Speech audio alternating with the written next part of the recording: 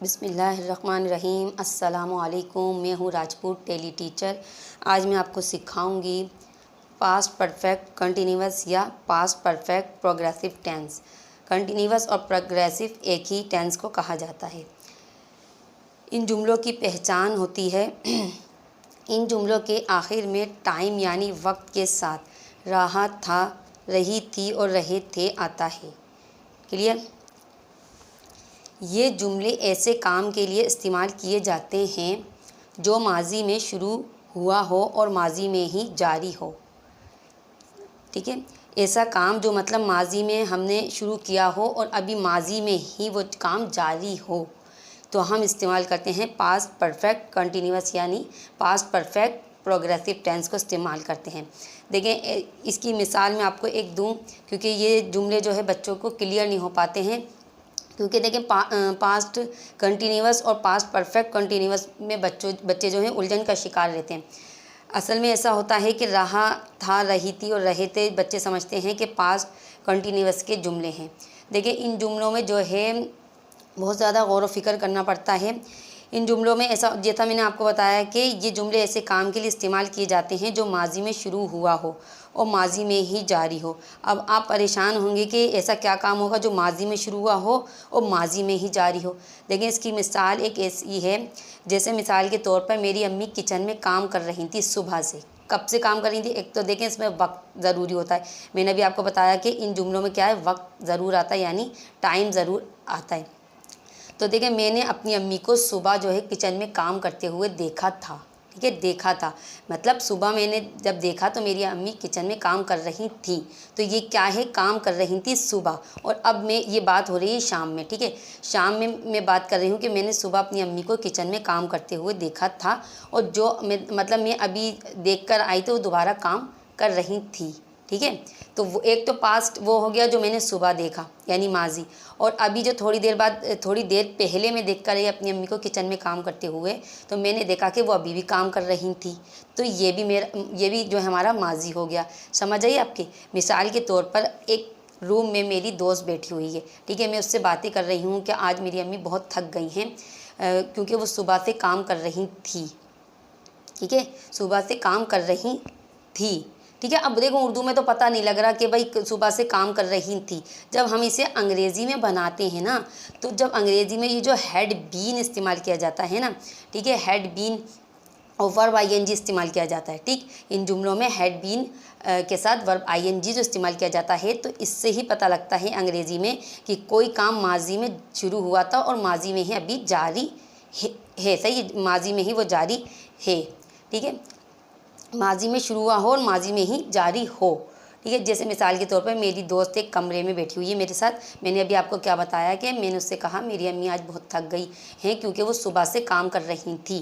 ठीक है, मैंने मतलब उससे कहा मेरी अम्मी सुबह से काम कर रही थी, मतलब कि मैंने जब सुबह अम्मी को किचन में देखा था वो जब भी काम कर रही थी, और अभी थोड़ी देर पहले मतलब मैं अपनी दोस्त के पास से हटी और मैं अपनी अम्मी को देख कर आई किचन में कि वो सुबह से तो काम कर रही थी और अभी मैंने देखा वो अभी भी काम कर रही थी। ठीक है, मतलब कि एक माजी क्या हो गया, जो सुबह मैंने अपनी अम्मी को काम करते हुए देखा, तो वो माजी वो हो गया जो माजी में शुरू हुआ। ठीक है, शुरू जो हुआ था वो हो गया सुबह, क्योंकि सुबह से कर रही थी। और एक माजी हो गया जो अभी थोड़ी देर पहले मैं अपनी अम्मी को देखकर आई कि वो किचन में अभी भी काम कर रही थी। एक माजी ये हो गया। ठीक है, तो देखें, माजी जो है बाज़ बच्चे समझते हैं यस्टरडे लगाने से ही जुमले में पता लगेगा कि माजी है। देखिए, माजी ज़रूरी नहीं है कि माजी में बहुत ज़्यादा साल या एक हफ़्ता या एक दिन ही हो। ठीक है, सबसे पहले तो आपको ये चीज़ समझना पड़ेगी माजी कहते किसे हैं। ठीक है, कोई भी काम जो हो चुका हो, तो ये मतलब कि उसे हम कर चुके थे। ठीक है, जैसे कि मैंने अभी आपसे कहा कि भाई मैंने अभी काम जैसे अभी अपनी अम्मी को मैं किचन में देख कर आई। ठीक है, वहाँ से अब मैं हट गई, अम्मी किसी और के पास चली गई। ठीक है, तो ये क्या काम हो गया, वो जो अभी मैंने अपनी अम्मी को काम करते हुए देखा था ना। ठीक है, मतलब देखा था। मैं किसी से क्या बयान कर रही हूँ, जो बात मैं कर रही हूँ, गुफ्तगू कर रही हूँ मैं किसी से कि मेरी अम्मी किचन में काम कर रही थी, तो मतलब वो मैं देख चुकी ना, तो क्या हुआ, वो माजी हो गया। वो भी माजी हो गया जो अभी अभी मैंने काम देखा किसी को करते हुए और किसी से बयान किया भाई वो मतलब अभी वो काम कर रही थी। ठीक है, तो ये माजी ही होता है, ज़रूरी नहीं है मतलब अभी थोड़ी देर पहले मैंने कोई काम कर लिया वो। ठीक है, तो वो माजी ही कहलाएगा। ठीक है, तो सबसे पहले तो माजी का आपको ये पता होना चाहिए। बस बच्चे ये जुमले समझ नहीं पाते, इस चीज़ को आपको अच्छी तरह समझना है। मैंने आपको समझा दिया कि एक माजी हो गया जो माजी में शुरू हुआ हो, जो अम्मी को मैंने सुबह काम करते हुए किचन में देखा था। ठीक है, और अभी थोड़ी देर पहले जो मैं देख कर आई तो अभी भी अम्मी काम ही कर रही थी। ठीक है, जो माजी में शुरू हुआ हो और माजी में ही जारी हो, मतलब अभी जब देखा तो वो अभी काम कर रही थी, तो ये माजी जारी वाला माजी हो गया। ठीक है, एक तो मैंने देखा था सुबह करते हुए, तो वो तो हो गया जो माजी शुरू में, सही है। जो ये हो गया जो मैंने काम करते हुए देखा था, तो वो जो माजी में शुरू हुआ हो। ठीक है, और माजी में ही जारी हो, जो अभी अभी देखा मैंने अम्मी को काम कर रही थी वो, तो ये हो गया जो जारी था वो माजी। ठीक है, ये माजी वो हो गया जो अभी जारी था। क्लियर? ठीक है, अब ये सेंटेंस, अब हम इसके फार्मूला समझेंगे, जब आपको समझ में आएगा उसके बाद सेंटेंसेस बनाएंगे तो क्लियर होगी आपको ये चीज़। चलें आगे बढ़ते हैं हम। सबसे पहले तो इसमें आप अच्छी तरह ये समझ लीजिए कि सिंस और फॉर का इस्तेमाल किया जाता है इन जुमलों में से के लिए, जो उर्दू में हमारा, ठीक है, उर्दू में जो हमारे जुमलों में से आता है कि हम सुबह से काम कर रहे थे या 2 दिन से काम कर रहे थे, तो उसके लिए हम सिंस या फॉर में से कोई एक लगाते हैं से के लिए, क्योंकि सिंस और फॉर का दोनों का मतलब ही इन जुमलों में से ही होता है। लेकिन कहाँ सिंस लगाना है और कहाँ हमें फॉर लगाना है, पहले हम अच्छी तरह ये सीखेंगे, जब जाके हमें सिंस और फॉर का इस्तेमाल आएगा। देखें डेज़, अगर डेज़ जैसे मंडे, ट्यूसडे, फ्राइडे इस्तेमाल हुआ है, ठीक है, तो हम इस्तेमाल करेंगे सिंस। ठीक है, दिनों का कोई भी नाम इस्तेमाल होगा हमारा, ठीक है, तो हम इस्तेमाल करेंगे सिंस। मंथ्स इस्तेमाल होगा, यानी मार्च, अप्रैल में, तो हम इस्तेमाल करेंगे सिंस। ईयर्स इस्तेमाल होगा, जैसे 2001, 2002, 2003, तो सिंस इस्तेमाल करेंगे हम। इसी तरह पास्ट टाइम के लिए, जैसे माय चाइल्डहुड, ठीक है, कोई हमने बचपन में कोई काम किया था, ठीक है, माय चाइल्डहुड क्या होते हैं, कोई बचपन में काम किया तो हमारा वो माजी हो गया ना, तो हम इस्तेमाल करते हैं since. Parts of days, part of days कहते हैं जैसे हम दिनों के जो हिस्से होते हैं ना, जैसे सुबह, शाम, दोपहर, तो हम क्या इस्तेमाल करते हैं, मॉर्निंग, इवनिंग जैसे हो गया, तो इसके लिए भी हम इस्तेमाल करते हैं सिंस।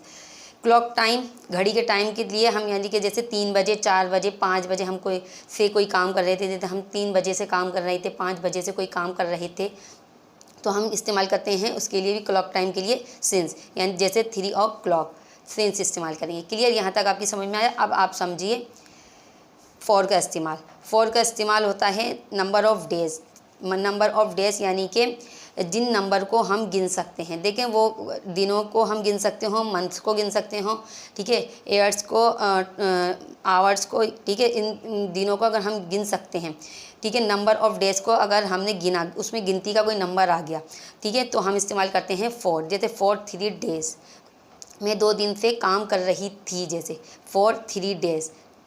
नंबर ऑफ़ मंथ, ठीक है, मंथ का नंबर आ गया कि 2 महीने से, तो फॉर 2 मंथ्स।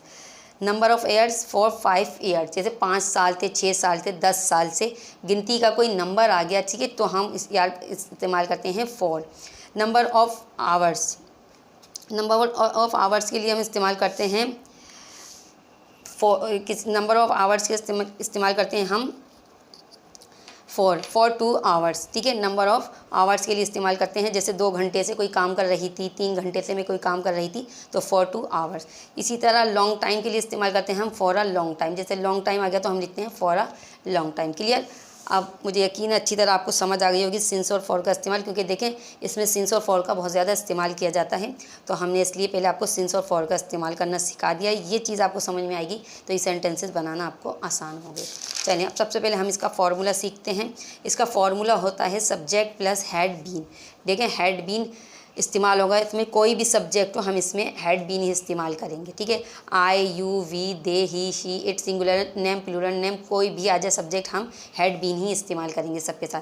फिर verb ING plus object plus since या फॉर में से कोई एक, जैसा मैंने अभी आपको समझा दिया। ये जुमले में सही, जुमले में अगर नंबर की बात हुई है किसी 2 घंटे 3 घंटे की, तो फॉर, और बाकी जो मैंने सिंस का इस्तेमाल बताया वहाँ सिंस इस्तेमाल होगा। इसी तरह नेगेटिव, इसका फॉर्मूला होता है subject plus had not, head के बाद जो है नॉट आ जाएगा बीन। कभी भी आप हैड बीन नॉट मत लगाइएगा, ये गलत हो जाएगा। Had not been, verb ING plus object और सिंस और फॉर में से कोई एक लगेगा। अच्छा, इंटेरोगेटिव के लिए हम इस्तेमाल करते हैं हैड, जो है जुमले के शुरू में आ जाएगा। अब हम लिखने के लिए जब इस्तेमाल करेंगे तो ये एच जो है कैपिटल लेटर में लिखा जाएगा। आप बोलेंगे तो उससे तो पता ही लगता आप कैपिटल लेटर इस्तेमाल कर रहे हैं या स्मॉल लेटर, लेकिन जब कोई लिखने की बात होती है तो आप इन चीज़ों का ध्यान रखा करें। एच जो है कैपिटल लेटर में आ जाएगा, क्यों? क्योंकि जुमले के शुरू में आ जाता है तो कैपिटल लेटर में लिखा जाएगा हैड प्लस सब्जेक्ट, हैड के बाद सब्जेक्ट आता है प्लस बीन। ठीक है, अब यहाँ पे क्या होगा, हैड के बाद सब्जेक्ट आ जाएगा, फिर बीन आएगा, plus verb ING, object, since या फॉर में से कोई एक। क्लियर? और क्वेश्चन मार्क लाजमी आता है। इसमें क्या होता है, इसमें आपको जब इसका जुमला बनाएंगे तो आपको ये क्वेश्चन मार्क लाजमी लगाना होगा। चलें, अब हम जुमले बनाना शुरू कर रहे हैं, यानी सेंटेंसेस बनाएंगे। अब हमारी चीज़ें अच्छी तरह क्लियर होगी। वो सुबह से अंग्रेज़ी पढ़ा रहा था।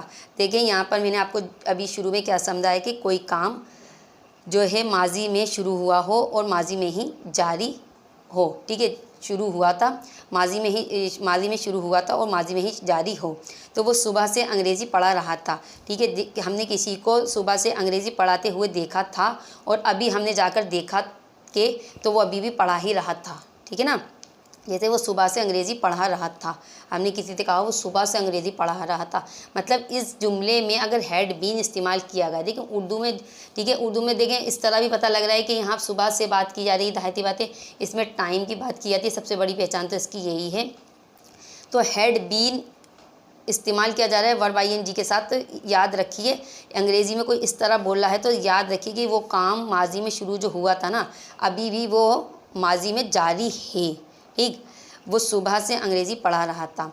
He had been teaching English since morning. Since morning के लिए मैंने ये पार्ट्स ऑफ डेज के लिए मैंने आपको क्या बताया था, सिंस इस्तेमाल किया जाता है। यहाँ इवनिंग होता, ठीक है, मॉर्निंग इवनिंग होगा तो क्या लगाएंगे हम, सिंस लगा दिया, since morning.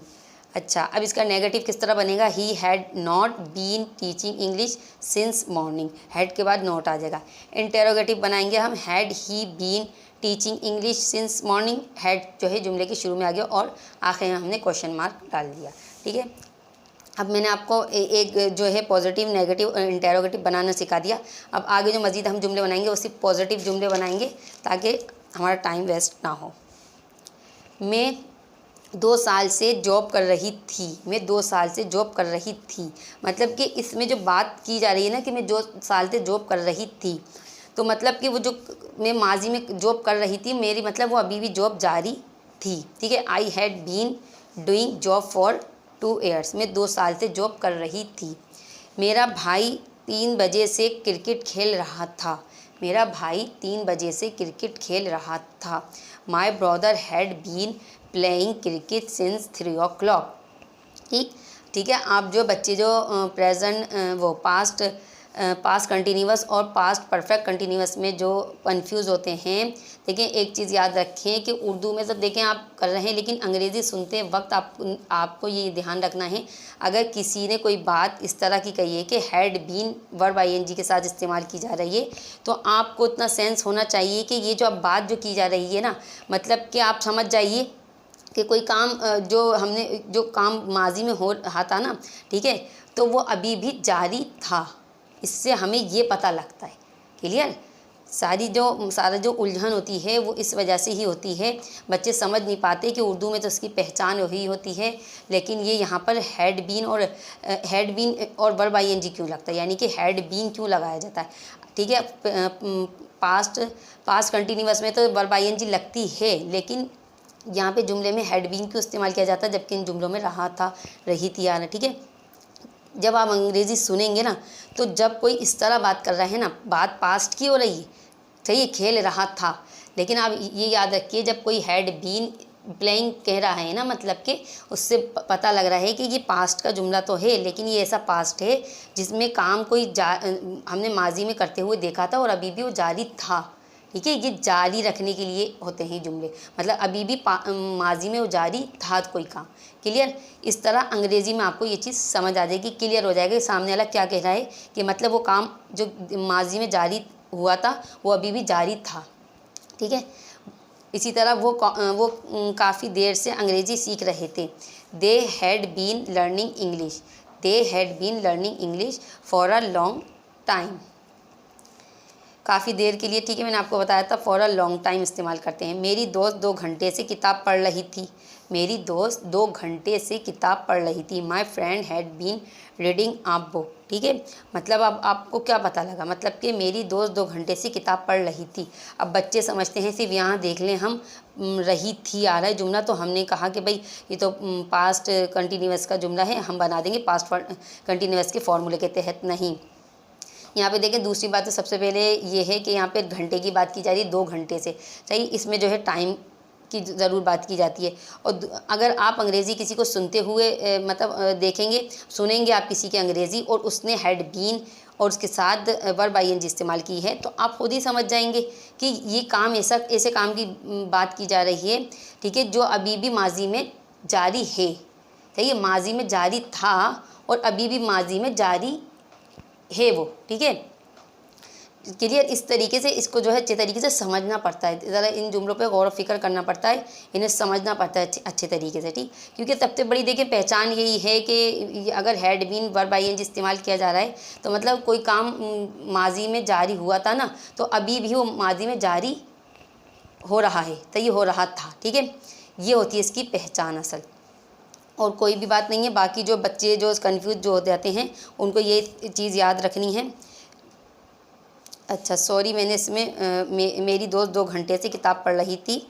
My friend had been reading a book for नहीं लगाया यहाँ पर, मैं यहाँ पे फॉर लगा देती हूँ, ठीक है। फॉर कितने घंटे से कर रही थी, for 2 hours, clear, for 2 hours. My friend had been reading a book for 2 hours. मेरी दोस्त 2 घंटे से किताब पढ़ रही थी, ठीक है। किताब पढ़ने के लिए रीडिंग कल जो है हम वर्ब इस्तेमाल करते हैं, रीड पढ़ना होता है, आईएनजी लगा दिया तो, ठीक है। इसमें क्या हो गया कि पढ़ रही थी, कोई काम जारी था अभी भी, क्लियर। फॉर 2 आवर्स, आवर्स के लिए हम क्या लगाते हैं, मतलब 2 की बात की आई है, नंबर इस्तेमाल हो रहा है 2, ठीक है, तो उसके लिए हमने क्या किया, फॉर लगा दिया। क्लियर, अच्छी तरह समझ में आ रही है आपकी बात। चलिए, मुझे यकीन है अच्छे तरीके से आपको समझ आ गए होंगे ये सेंटेंसेस। अगर आपको हमारी वीडियो पसंद आए तो हमारी वीडियो को लाइक ज़रूर किया करें। इसके अलावा अपने दोस्तों के साथ शेयर ज़रूर किया करें ताकि आपके दोस्त भी हमारी वीडियो से फ़ायदा हासिल कर सकें। अगर आप हमारी मज़ीद वीडियोस देखना चाहते हैं तो हमारे चैनल को सब्सक्राइब कर लें ताकि नई आने वाली वीडियोस आप तक ईज़िली पहुँच सकें। आखिर में अपनी वीडियो का अख्तिताम एक अच्छी बात के साथ करेंगे कि हमेशा अपने उस्तादों का एहतराम करते रहिए ताकि आपके इल्म में इजाफ़ा होता रहे। अगली वीडियो में नए टॉपिक के साथ फिर मुलाकात होगी। जब तक के लिए अल्लाह हाफिज़।